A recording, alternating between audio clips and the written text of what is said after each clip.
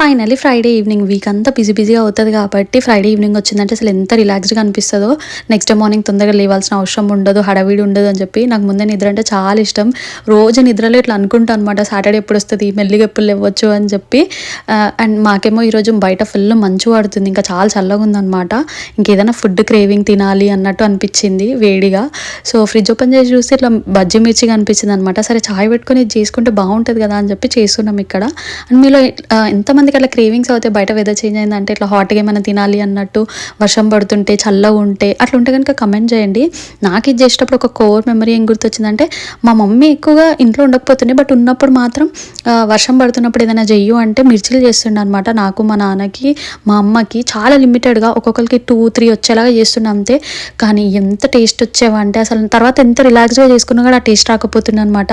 చాలా మంచిగా అనిపించేది. అండ్ మీకు కనుక నా వీడియోస్ నచ్చుతున్నాయంటే సబ్స్క్రైబ్ చేసుకోండి.